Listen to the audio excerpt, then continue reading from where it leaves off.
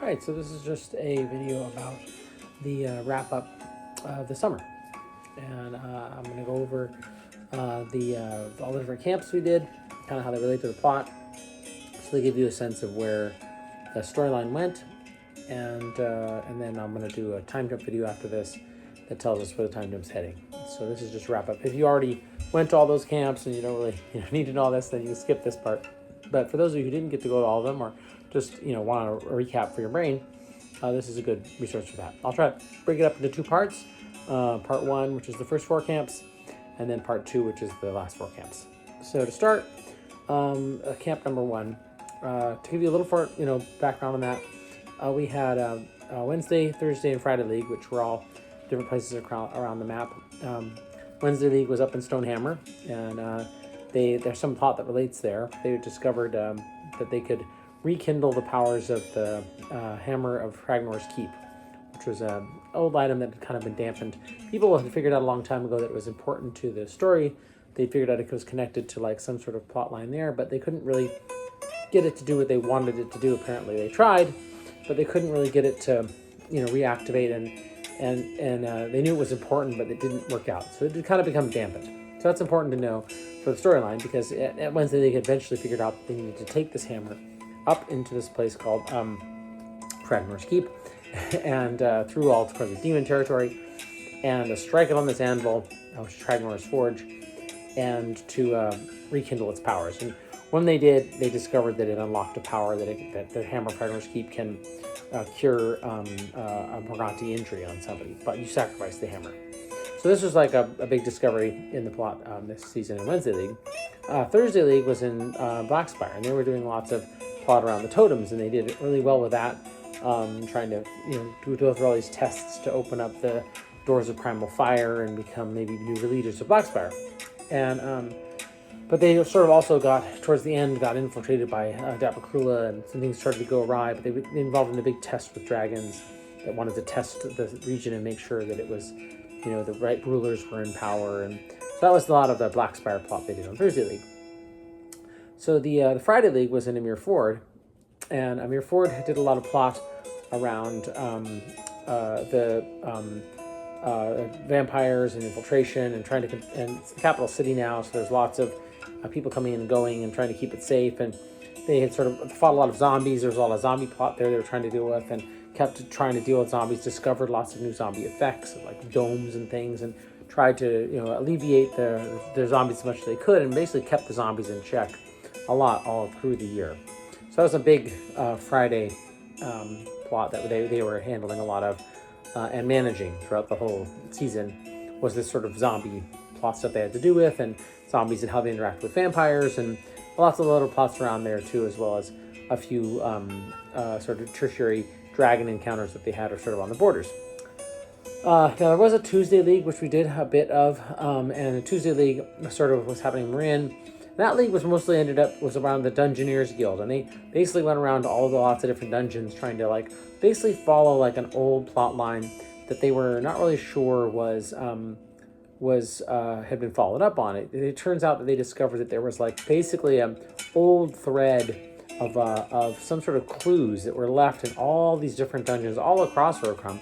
And then if you tied all those clues together, they revealed something. And so they went on this long quest, dungeon to dungeon to dungeon to dungeon to dungeon, to put all the pieces together and then unlock something really incredible that they didn't realize existed even.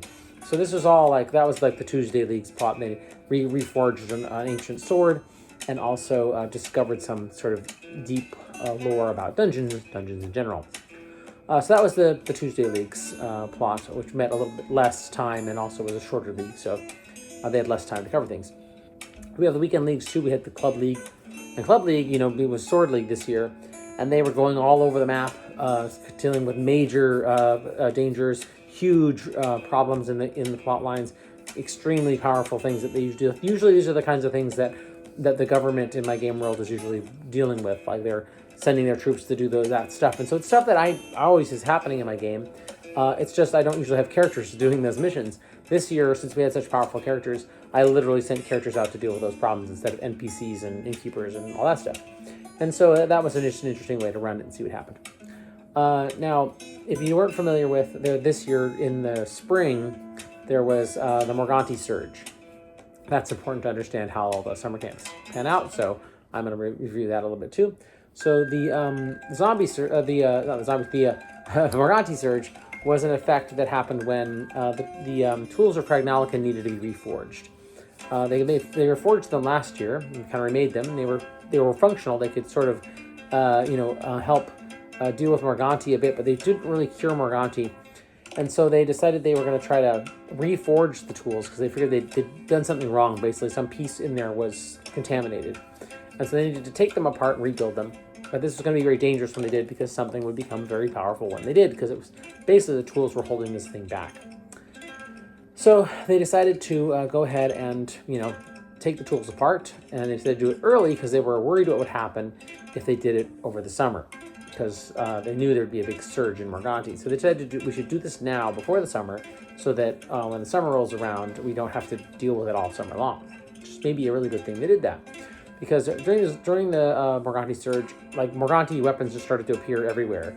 Like they just sort of phased in and around, like people just suddenly had them. They didn't know they had them.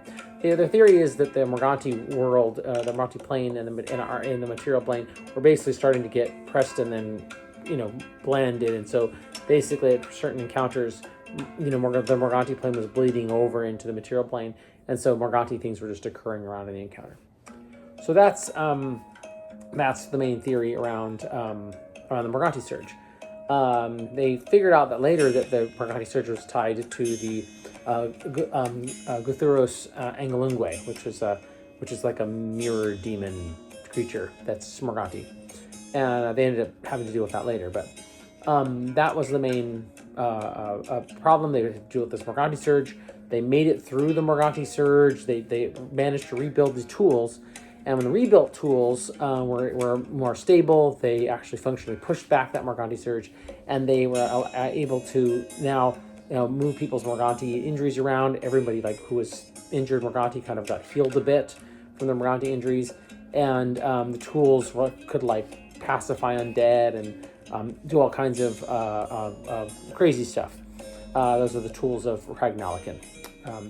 So that's sort of the stage for the summer they'd gotten to. They'd gotten the tools of Pragnalicon.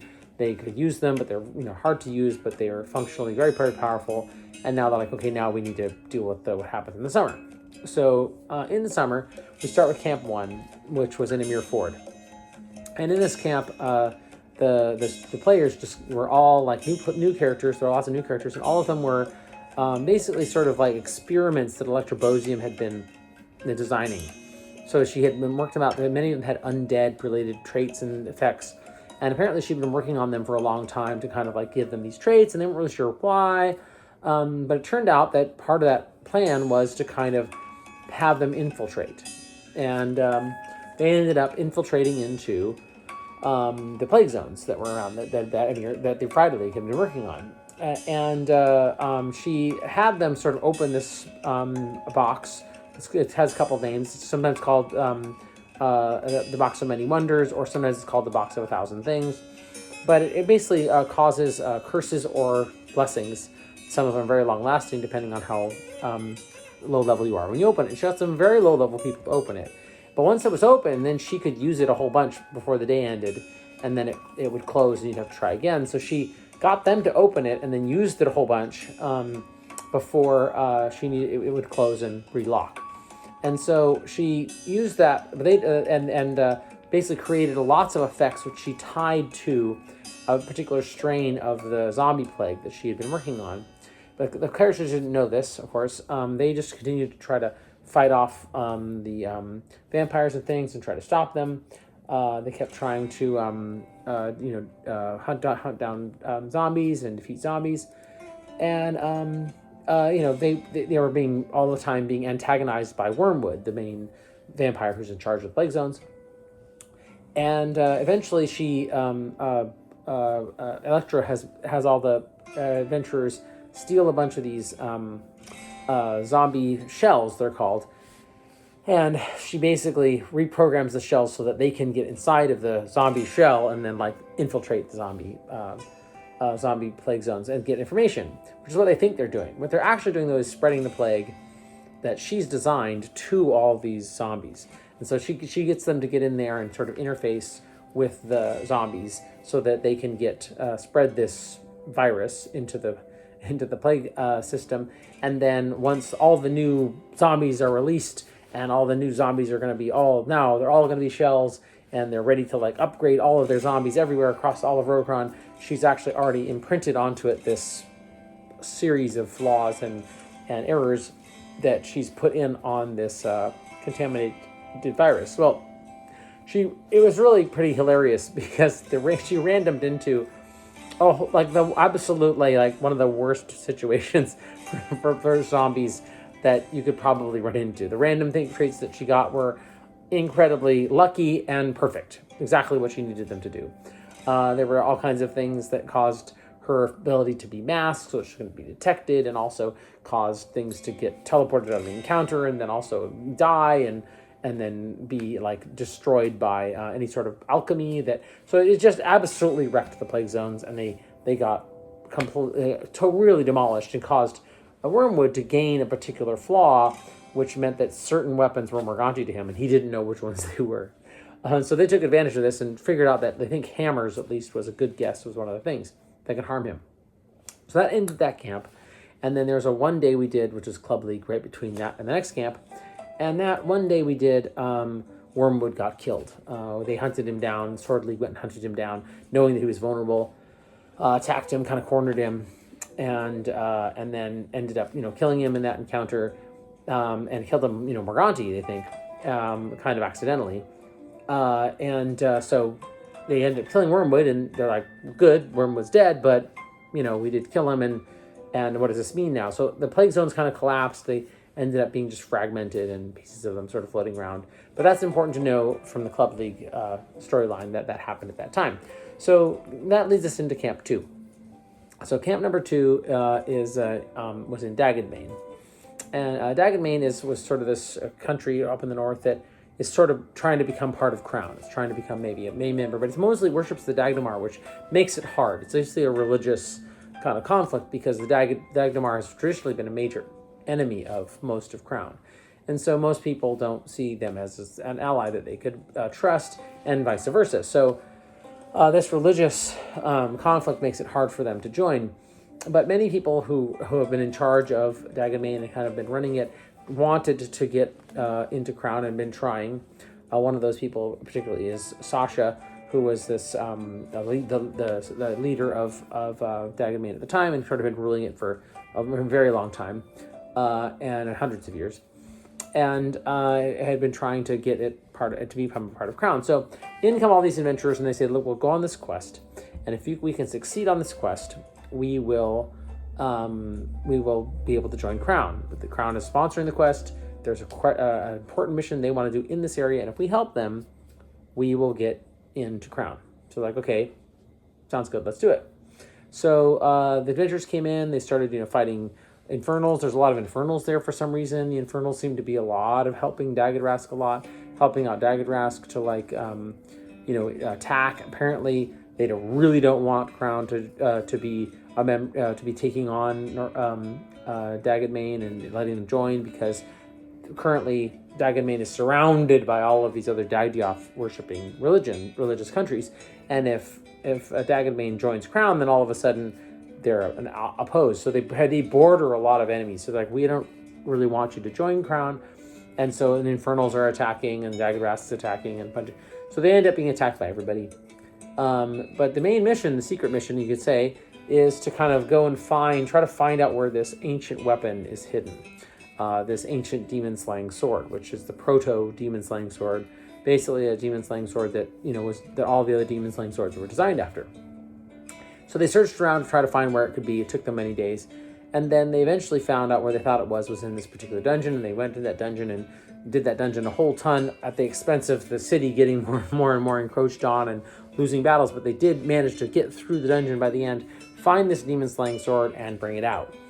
And the demon-slaying sword was brought out by a very low-level character, and as they tried to bring it back to Daggedmain, they got attacked by bone marks who kind of like tried to steal the sword, and then a nearby dragon found it and stole it from them, and then the dragon took off and they tried to chase the dragon. The dragon ended up getting captured by two bigger dragons who decided that they were going to capture this dragon and then fly back to where the party was. Meanwhile, they're being chased by Uberton Duo, the major demon, who's trying to attack the dragons, maybe, or chase the dragons at least. And they've had many encounters with Uberton Duo and trying to deal with him, and many of his demons that have been trying to invade the area. And they bring the sword back to the party, and but mostly I think because Uberton Duo did not want to interact with the dragons with the sword, because the sword just wrecks demons. And if there's a demon in the encounter, it's extremely powerful. So they return the sword to the party, and they're pretty sure that's because the sword, if it's not with the person who brought it out, or at least someone of that caliber, they think it will fade away and return back to its somewhere else. It might end up in that same dungeon or some other dungeon, they don't even know. So they have a feeling that there's a kind of a security system on it, meaning that it checks to see who brought it out and whether it can stay with that person. So their theory is it has to be with a low-level person. So they gave it they took all the low-level people that were on the mission and sort of randomized them and gave it to one of those people. And they said, but you have to stay in Dagged Main, and you have to agree to stay here and protect us from the Infernals. And they said they would. And they'll even hand out the sword to other people to use as long as it goes back to them to hold so that it doesn't fade away. So that was the camp number 2, the Dagged Main camp. So that leads us to camp number 3, which is the Soroconia camp. So characters now we're in Soroconia, all the way on the opposite side of the map. And these characters are attempting to deal with a white dragon Daprakrula situation. So this ties us back to the Sword League a little bit, where there was a kind of a conflict with some white dragons who were kind of messing with Soroconia, attacking Soroconia, apparently just sort of being antagonistic and killing people and stuff, general evil stuff. And so the party decided they were going to go and confront these dragons. They did, and the dragons apparently had issues with the sword adventurers using these horns that are dragon horns, which they say they're not supposed to use, and they wanted them returned. And so they tried to negotiate with the dragons to return the horns and kind of made maybe a peace agreement and maybe had resolved it. But then one of the sword members decided to challenge the dragons to a fight, which the dragons kind of accepted. This is also during the Morganti Surge time, so there was some Morganti claws involved at a certain point. And then, one of the characters in Sword gets killed, and another character in Sword, rushed the dragons and then used some kind of ability, which people are not really aware of what that is, but something happened, and one of the dragons got killed. The other dragons started fighting this thing that apparently killed its mate, and also got killed. And also they couldn't find the spirit of the first dragon, so that assumed it had been killed Morganti. The other dragon took off, and this caused a major feud between dragons and Sword in general, and animosity. So that sets the stage for this situation, which is in Soroconia.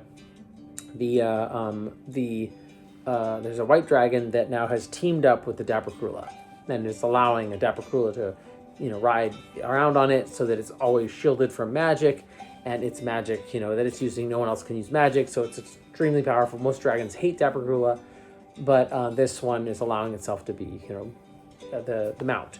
And so this makes it like an unstoppable force, and it just starts messing with Soroconia and wrecking Soroconia. Soroconia does have good defenses against that because they have a lot of spiritual abilities that are not magical, and so they are sort of holding out, but it's very, very hard.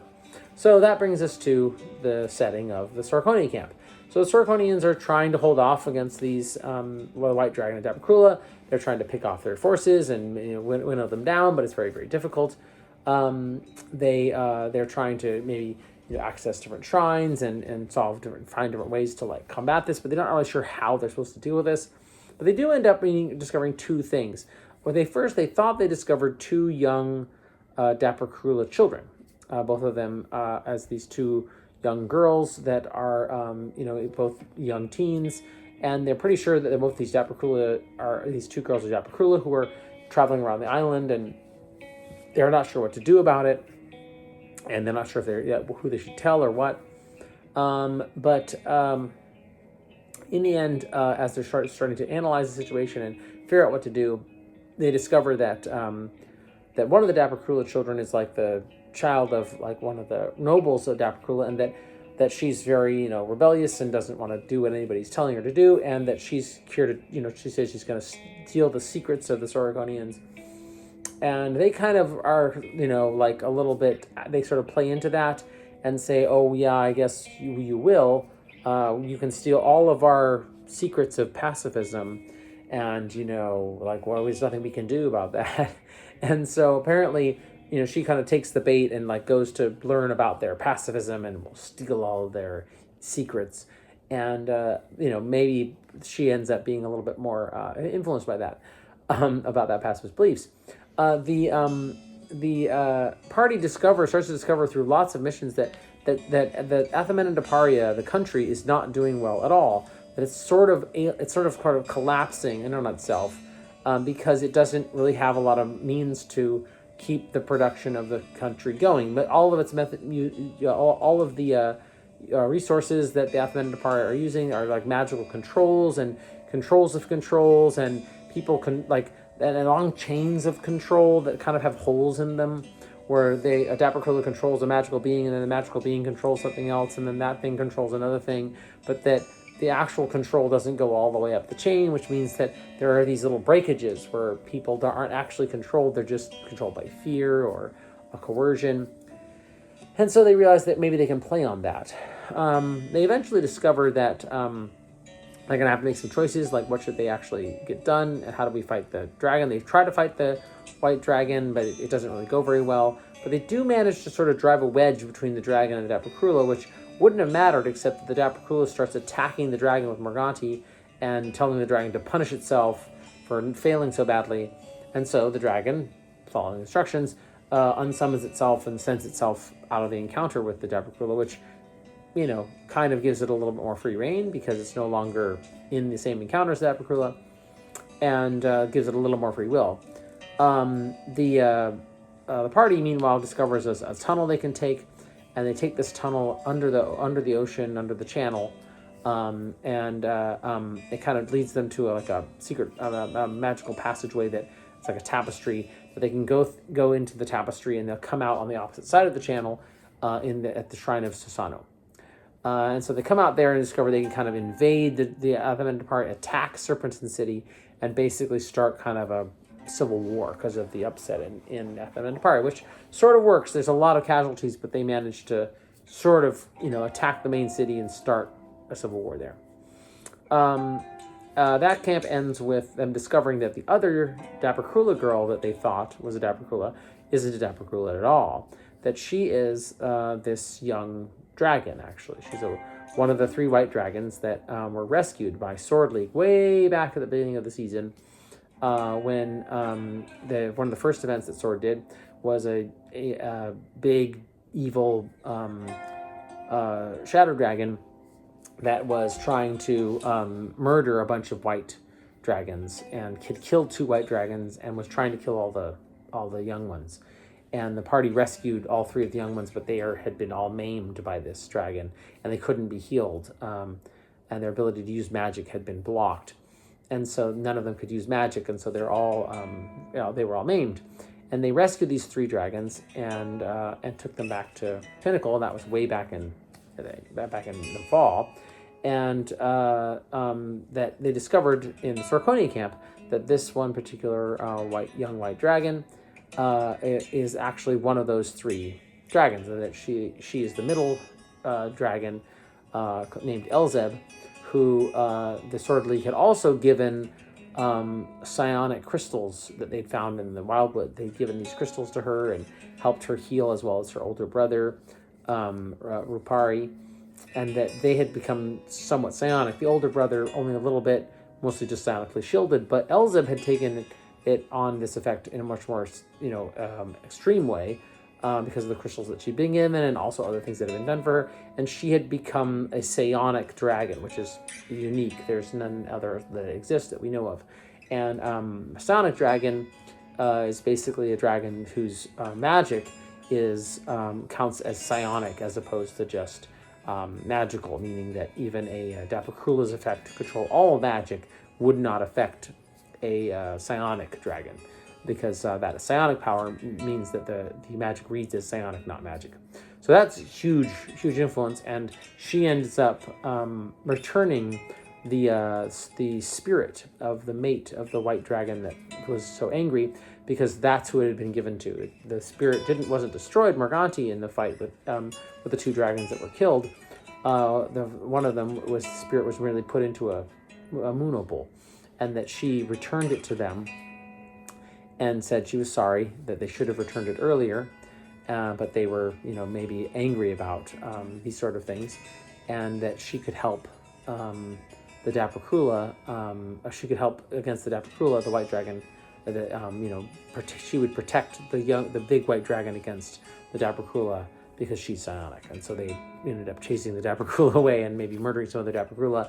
And then she was required though to go get training with this white dragon as part of the deal, and so she was sort of missing for a while there.